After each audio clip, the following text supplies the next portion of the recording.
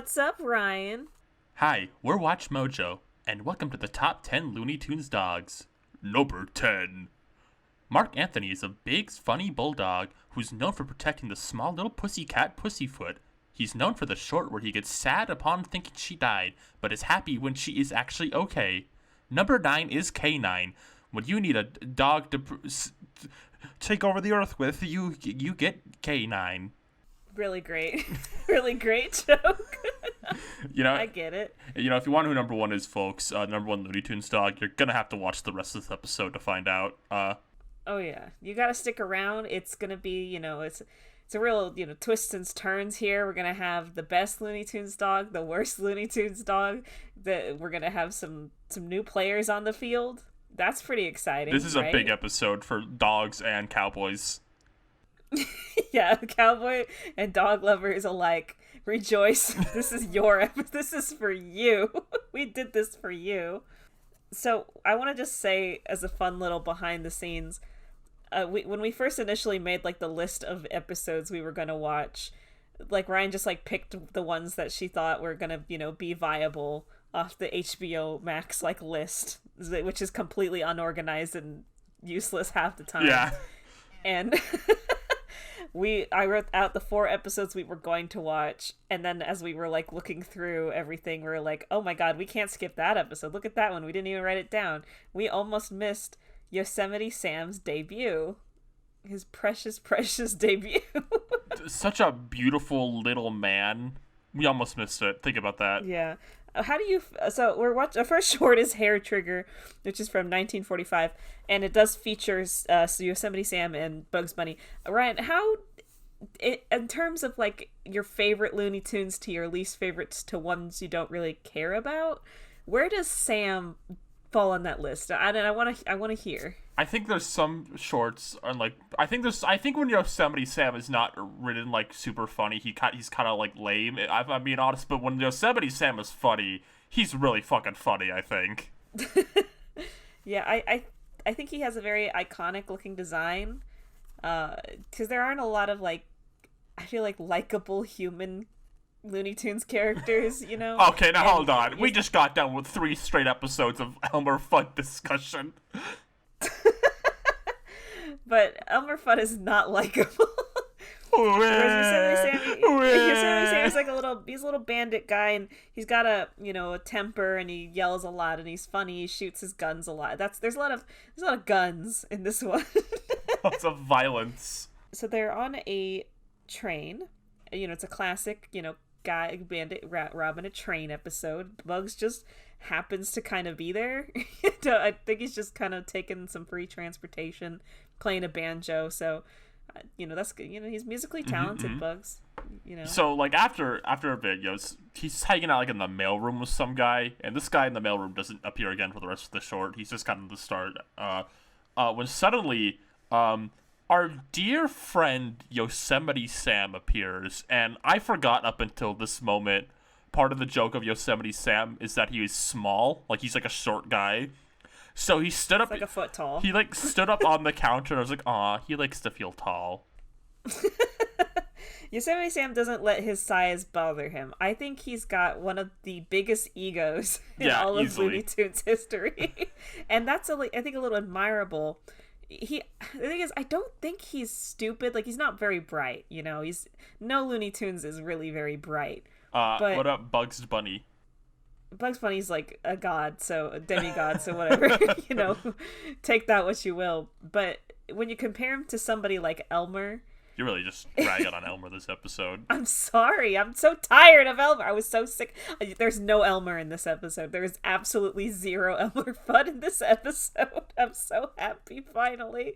I have Sam now, and his big red bushy beard and mustache, and what a great guy. I want to make one note about Yosemite Sam before we talk more in depth about him. We're kind of seeing an early version of design here, and his kind of future designs. His mask and hat kind of blend into each other is how I want to word it. The mask doesn't stop before it reaches the hat. And here though, there's a bit of forehead in between the area, and it was fucking me up a bit. Yeah, that little bald space. Yeah. That you don't usually see once it's kind of become a little more streamlined of a design. Yeah. It's fully present here. There's a moment in this short that I really like where Bugs tells him to draw, like he's drawing a gun, but he actually starts drawing. Yeah.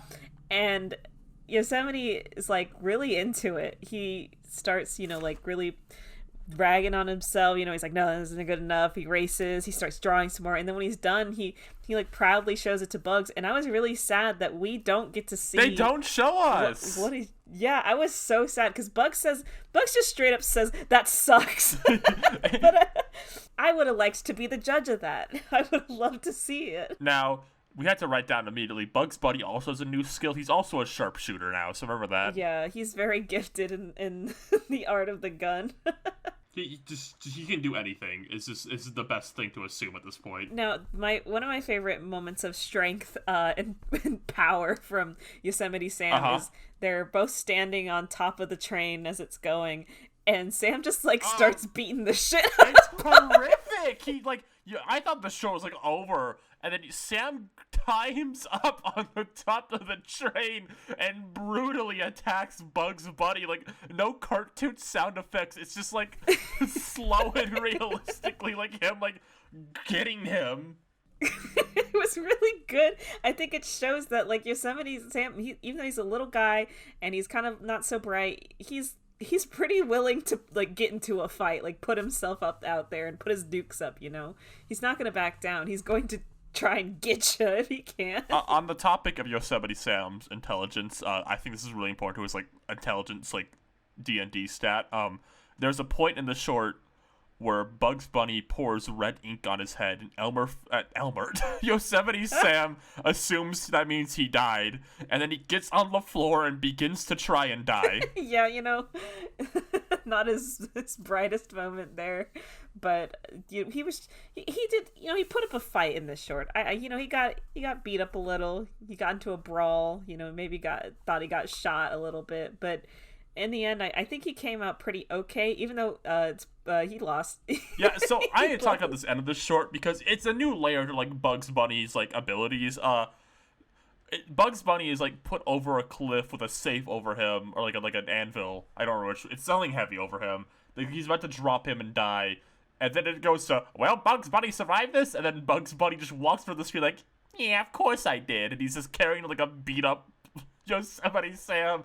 He's wearing also a suit and a top hat randomly. Bugs is dressed really fancily. He talks to the narrator. He's hey, he don't know me very well, do we? And he's dragging along Yosemite. How did that happen? What happened? We literally need to add a stat to Bugs Bunny now at this point that can only lose when it's funny. Because it wouldn't be funny if he lost in this short, so he won by that law. He just defied reality. He either controlled the story in some way, forced a time skip to where he was free and not in the trap. I don't know what to call it. I mean, sorry, Yosemite. I feel like Yosemite Sam, I'm gonna just be honest. I'm going to take a bet here. He probably never wins a single one of these things. No, I don't know. So, well, not a great start for him. But that's him. That's Hare Trigger. Great stuff. I liked this one. I thought it was funny. Hey, Lou. You want to know who two of my favorite little men are in the whole entire world? I do want to know who your two favorite little men. Have you heard of the Goofy Gophers? Oh my god. Finally. Fucking finally. We're at the Goofy Gophers. Yes. I feel like we need to give an explanation for this because anyone else doing this kind of podcast would skip all these character shorts. They would they don't count to what we're doing. They're not relevant enough. But I think we need to explain. You and me are both fans of the Looney Tunes show. Yes, I love that. Love that show. So the Goofy Gophers, in the grand scheme of Looney Tunes, are kind of niche and obscure, Looney's Tunes. But they're in, I want to say, over half the episodes of the Looney Tunes show. They are B characters in that show. Right. They're pretty much, I feel like, in 80% of the episodes. Even if they don't have a large role in it, they sometimes will just kind of be there for flavor. Right. And it's the oddest choice ever because when I first saw the show when it was like airing on Cartoon Network and I was a kid, I assumed they were brand new characters made for the Looney Tunes show Uh-huh. because I had never ever seen an actual classic Goofy Gopher short in my entire life. And to find out that they existed before, like in the 40s, I can't believe it. What a treat. In my time observing Looney Tunes media, outside these classic shorts and the Looney Tunes show, these are not common characters. They're in one short in Wabbit, they're in one short in like Duck Dodgers, and that's it. They're just, I don't know why the Looney Tunes show crew got obsessed with the Goofy Gophers, but I'm so glad they did, because I'm obsessed with the Goofy Gophers too, I think. In the Looney Tunes show, they're, well, even in their original iteration, actually, I'm just gonna say it, they're really fucking gay. Yeah. I don't know how else to explain it. Their shtick is that they're overly polite to each other. Mm-hmm. They'll do a gag and they'll be like, "Oh, after you. Oh, did you want to light the dynamite? Oh, sorry. Yes, go ahead. You light it." Yes. Yeah, and they're just riffing off each other like that. In the Looney Tunes show, there was a movie that they made that was like kind of set in the same universe, except it was like almost an AU of it, but it had similar characters. And the Goofy Gophers are in it, and they're like on a yacht cruise or something, and they start getting into an argument, and the back and forth they have is like intentionally similar to like a married couple arguing. At one point, one of them is like, your mother doesn't like me. It's like, what's happening? It's really good, but this is, I believe, their debut short. It's just called Goofy Gophers. Yeah, I think. they are gray in this one. Starting with that immediately. Ugh. Yeah, what a it's not the true Goofy Gophers. It's their beta designs. Yeah, God. So I know we want to talk about the Goofy Gophers. We really, really do. But there is another character in the short, a new Looney Tunes dog. I don't remember his name. I think he says his name and I don't remember it, but his whole thing is that he talks like a Shakespearean actor, and he's got a big red nose, and he's probably the worst Looney Tunes dog ever. The joke of this character, I'm pretty easy to please, when it comes to Looney Tunes jokes. I laugh at like anything these guys throw at me. I think they're all funny. I feel a bit lost on this guy's joke because he's both very sophisticated, but the other half of his joke is that he's like a generic guard character. He goes like, hut 234, hut 234. Yeah, he's guarding a garden, and he's trying to get rid of the Goofy Gophers because they're eating up all the carrots and the tomatoes and the potatoes and all those kinds of things. And he's just bad at it. He's very bad at it, and they want to kill him. Yeah, the Goofy Gophers, this is maybe, I think, one of the biggest just like curb stomps in Looney Tunes we've seen so far. This dog gets no upper hand at any point in this entire short whatsoever. There's not a single moment where he could potentially come out on top, seems to be coming out on top, or gets back at them in any small way.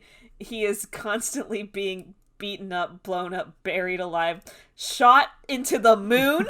At one point, these Gophers want to kill this dog so bad. Yeah, they hate this dog. This guy's an embarrassment to the Looney Tunes dogs. Let's just get that out of the way. Yeah, I completely agree. Just an absolute embarrassment. He's given them a terrible name. We've come to love the Looney Tunes dog, and this guy is just making them look like fools. I'm kind of embarrassed for the dogs.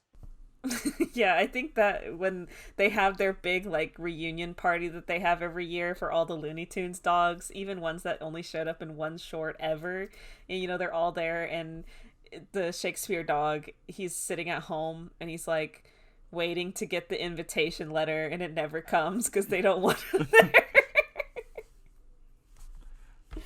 I want to make one note about the Goofy Gophers beyond their abilities and like power. They sound like Dorbies in this short. What does that mean? I don't know. Go on HBO Max and watch the Goofy Gophers, and you'll agree with me. Something about the Goofy Gophers I think we need to note is I think we talked about the Looney Tunes kind of being stupid early, like a lot of them. I think the Goofy Gophers are a higher sophistication level than most of them.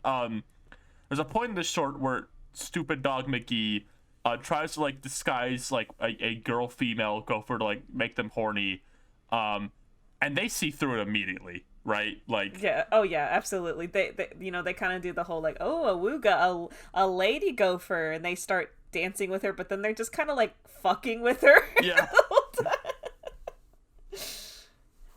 Oh, poor Shakespeare dog.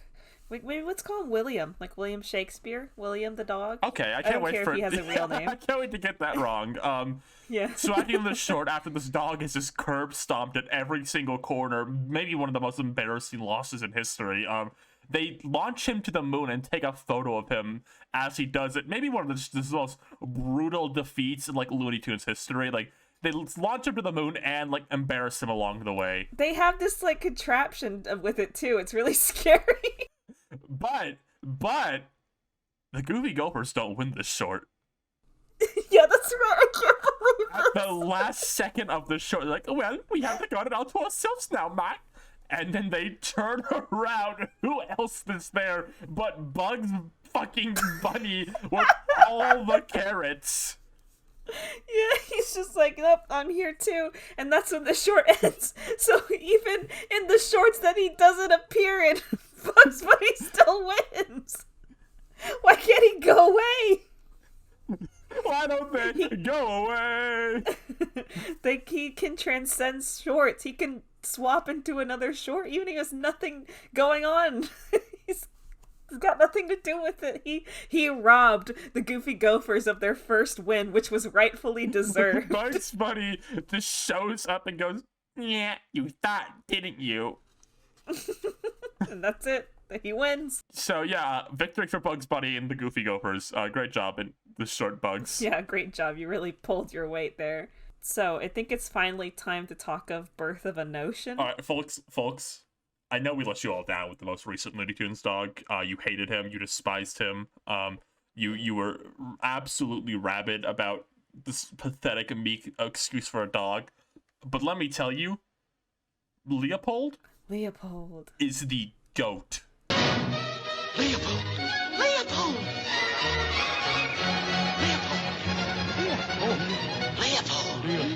Leopold! Leopold! Leopold! Leopold! Leopold! Let's get into it. Yes, so Birth of an Ocean is a Daffy Duck, Looney Tunes dog, and Peter Lore Scientist character short. Yeah. And it starts with Daffy Duck not wanting to fly south for the winter. I guess he's lazy or something. So he's going to secure himself some housing. So he puts a bone out on the porch. A beautiful dog comes out and he tries to eat it. But then Daffy's like, oh, no, that bone's poisoned. I saved your life just now. Let me in your house. And Leopold's like, oh, I'm sure. Okay, come on in. And he's so gentle and kind, our dearest Leopold. I want to say Leopold is like every single like Looney Tunes dog ever combined into one. He's got the kind of like, oh, I don't know, boss, kind of like voice still, like he's kind of slow and a little dopey. He's a bit like naive, but he also like bites back when like you hit him. He is the epitome of the Looney Tunes dog. He is what all Looney Tunes dogs should strive to be and aspire to. Mm-hmm. It's a goal. It's a mindset. It's the grind set. They gotta be Leopold. I agree. So Leopold is faithful to his master, which is the Peter Lore Scientist character. He's like an evil scientist, and I was like, all right, this is where the short is going, I guess. I guess the short starts off like it's gonna be like, oh, there's gonna be like a grandma in the house kind of situation, like there's gonna be like some sort of grandma character or something, and then the short just drops, oh, my scientist master, and then you see the lab and Peter Lore Scientist character. It's like, oh, okay, I guess this is what this short is. He wants a duck wishbone for some sort of evil experiment, and Daffy is trying to convince Leopold that they need to kill the Peter Lorre scientist character because he does not want to have his wishbone taken from him. Yeah, write down extreme bloodlust on your Daffy Duck notes. Yeah, speaking, I feel like we glossed over Daffy was in this. Welcome back, Daffy. Yeah, sorry, Come on I'm and so take a seat. excited to talk about Leopold. Yeah, Daffy's here. He's at his Daffiest, I think. He's still doing the big theatrics kind of guy, whooping around. He's still a fun time, Mr. Daffy Duck. Mm-hmm. But he does try and kill this man with, like, an actual knife Yeah. at one point. Daffy Duck also does not fucking hold back at all. He punches Peter Lorre just right in the face. Like, when he's in a situation, like, it's not like scream and run out, making a hole in the wall. He fucking wails on him and then runs. It was a fight of and flight response. Yeah. He at one point Leopold, he's like not in the short for a little bit because it's Daffy and Peter Lorre scientist kind of playing cat and mouse with each other, and it just cuts to Leopold sitting by the fire, and he's like, "Hey, I'm Leopold, remember?" Like some bit I got in the short. He's talking to us, the viewer, about his role in the short. And then it just cuts back to Daffy and his scientist guy, and I just love that. Leopold knows he's worth more. He deserves he's better than this. Like, he should have been in Space Jam 2. He should have been in Space Jam 2. I don't even think there was a Looney Tunes dog on the Space Jam 2 team. No, there wasn't. What a shame. What an absolute disgrace and shame. Yeah, what an awful movie. I'm going to go to the guy who made Space Jam 2's house, and I'm going to ask him where the heck all the dogs were. Hey, let me tell you this. You couldn't pay us money to watch Space Jam. Not even $1,000. Not even $1,000 bajillion dollars. I have a theory about this short, and I want you all to write this down in your Daffy Power notes. I think Daffy Duck loses the ability to fly. Oh, really? Because in our first short, we see him fly, and then, like, never again. I think part of the reason he can't go south for the winter is he can't fly. That's my theory. I think you can't give Daffy Duck flight abilities because he doesn't do it anymore. He can't fly. You know what? It's been a while since we've seen him fly. Yeah. He doesn't really fly much. And yeah, and the way this short ends, he gets kicked or in some way. He tries to go to a different house to pull the same trick, but there's another duck there who's already doing the trick, and he kicks him really hard in the butt. And Daffy just goes like flying, and through that kick he just kind of like lays back in the sky, and he's like, all right, well, I guess this is how I'm going south. I guess he doesn't really fly though, does he? He just floats. Leopold also is there. Yeah, I was gonna say, on your Leopold stats, he's a main character now, even though he's only in this short. Write down genius inventor, because he can fly. He made a flying contraption for himself. Yeah, because at one point his scientist master decides, well, maybe I can just get a dog wishbone instead, and Leopold is not here for that. He leaves. He says, okay, goodbye. I respect myself too much for that, so goodbye. Yeah, King, yeah, I'm King of the dogs. I'm a little disappointed that we're never seeing Leopold again. I'm just gonna be honest here. Like, I'm thinking about it. Sad. I'm thinking about it right now. Like, we're going forward, and I'm gonna see more Tweety and more Elmer, but I'll never see Leopold again. It's just maybe you'll be surprised. No. Maybe he'll come back. No, he maybe doesn't. he comes back. He doesn't come back. Come on, no. he could come back. We're never Yeah, seeing Leopold again. Well, so this is a win, I think, for both Daffy and Leopold because they're just getting out of there. Yeah. And Daffy kind of owns the scientist. He fucking wails on him. Daffy won. Yeah, Daffy absolutely won, and Leopold. I'm not even counting it as a Looney Tunes dog win. I'm counting it as a Leopold. Yeah, let's get one thing straight here. Leopold won. Let's make that clear. All right, we got one more. This is a weird one, I think. This is a weird one. This is Along Came Daffy, and this stars Daffy Duck and Yosemite Sam twins. Yeah, so there's two of them. Yeah, it's like they split. Like Yosemite Sam, had a headache one day, and then he went to bed and he woke up and there was two of him in the bed. Yeah. And this other one is essentially the same guy. They're just in like winter wear because they're out in the middle of nowhere in like the icy cold in this little shack. and the other one is exactly the same, except he has a black mustache and eyebrows instead of like the iconic red. Mm-hmm. And the other thing that's strange about this short is that neither of them really talk much. Do they? What do they even? What do they say? Something in the short, but like Daffy. I don't remember. Daffy is doing all the talking in the short. This is a Daffy short. I mentioned that already. Daffy does like almost all of the talking in this short. Yes, he comes to sell them a cookbook. They're starving. Also, the twins are starving. Even the rat in their shack is starving. Yeah. He's skeletal. It's horrific. They're so desperate for food. Daffy comes as a salesman, which, you know, he's always trying to sell something, Daffy. He's always trying to push a product. What's up with that, man? I feel like you can't put salesman down on Daffy's stats, but you can put schemer down. He's a great schemer. Yes, he sells a cookbook that has a lot of duck recipes, to which the twins are delighted. Their heads is filled with ideas of cooking and eating Daffy Duck, which, you know, who can blame him? He's a delicious looking duck. I want to write 2 things down about Yosemite Sam's stats. I'm just gonna assume Yosemite Sam can split into 2. I think that's just an ability he has. I'm writing down cloning as one of his abilities he can do in the field of battle. So here's what I think. Yosemite Sam, when he splits himself into 2 people, he loses the ability to speak. Okay. So that's why they don't talk. Okay. Much. Yeah, fair. Okay. That's a good way to put it. Like he has to split his brain power. It's like when a cell splits and it, you know, has to, you know, disperse its energy, right? Of course. So he doesn't have much energy in either body, but, you know, and he was doing that to conserve his, you know, strength because he was starving. Yeah, so he split into 2 people. I want to write one more thing down about Yosemite Sam. Canonical peanut head. Yeah, there's an X-ray vision of his head, and he's got a little peanut in there. Yeah. So keep that in mind. He is a peanut brain. Now, what I'm gonna be honest, the ending of this short is kind of upsetting to me, at least. So at one, you know, finally Daffy realizes that they're just hungry, so he offers them a beautiful turkey dinner, a big old turkey bird, some sides and such.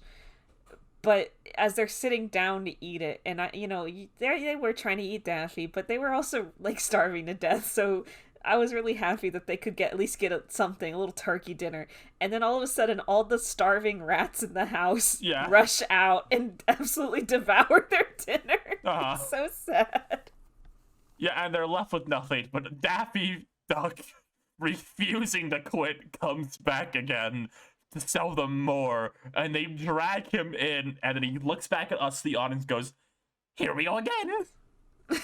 Yeah, so I don't really know what to make of this. I think whoever won in this short comes down to, do you believe Daffy is just playing with them and he knows what he's doing? Oh, that's a good point. Like, could he get out of the situation again, like he already did? Yeah, how seriously is Daffy taking this? He willingly went back even after knowing that they did want to eat him. So he does have to have some sort of control of the situation, I feel like. Yeah. So I'm going to count this as like a Daffy win, or at least a Daffy neutral. Whereas he's not triumphing over anything. He's having a good time. He's having a good time. And if he was really in danger, he would have been like long gone once he finally got out, you know? Mm-hmm. So that's what I'm going to say. That's my ruling. Yeah, no matter what, I don't think Daffy won. I mean, I don't think Yosemite won at all. No, absolutely not.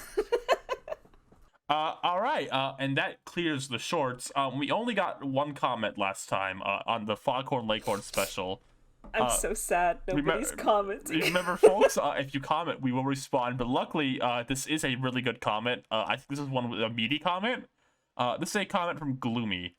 Are you all going to measure faith levels as well? Because I wonder if that will play a part in whatever these Looney characters want to team up with God. Where would Foghorns be? Oh, God. Well, I feel like Foghorn is a Southern Baptist. Yeah, Foghorn's gotta be a man of God. There's no way around it. He is a man of God, but I think he's one of those, like, he lives in the South, and he drinks beer, even though you're not supposed to drink beer, but he's like, God will forgive me, whatever. Drinks beer, smokes cigars, he, maybe doesn't go to church every Sunday, but, sometimes he's there. He believes in it. He's just not the most devout, Baptist. I think Foghorn makes a big deal about his religion and then doesn't follow any of it. Right. He only mentions his religion when he wants to look good. Yeah, he's like, I'm a Southern Baptist, and I don't approve of none of this. And it's like, Foghorn, you haven't been to church in 2 months. Elmer Fudd, obviously a man of God canonically. He's at church every Sunday. He's eating the bread and the grape juice all the time. Oh yeah, all the time. I think that Tweety Bird. I think we talked about this the last time, but I need to rescind some things that I said about Tweety Bird's religion. I think Tweety Bird is an atheist, but like the annoying kind of atheist. Okay. Who like talks about it all the time and like is like really mean to like people who are just kind of practicing in good faith, their own religions, and he's kind of an ass about it. Like, I think Sylvester's Catholic, and like Tweety Bird's always like telling him how like illogical the Bible is and shit, and Sylvester's just trying to go to mass. Bugs Bunny is absolutely godless. There's no way around that. Oh, absolutely. Daffy Duck is godless ×2, I think. Like, he is so far from the light at this point. Like, when Daffy Duck dies, I don't think he's going to hell or heaven. We don't know where Daffy Duck is going when he dies. He will just disappear from our view. Yeah. We'll never see him again. Well, that was some good times. It was the best of times. It was the dogs of time. It was the dogs of times. Well, I guess until next time, we'll see maybe more dogs, hopefully. Dogs? If we don't see any more dogs next time, I'm canceling Looney Duels, just so you all know. All right. That's all, folks. See ya. Bye.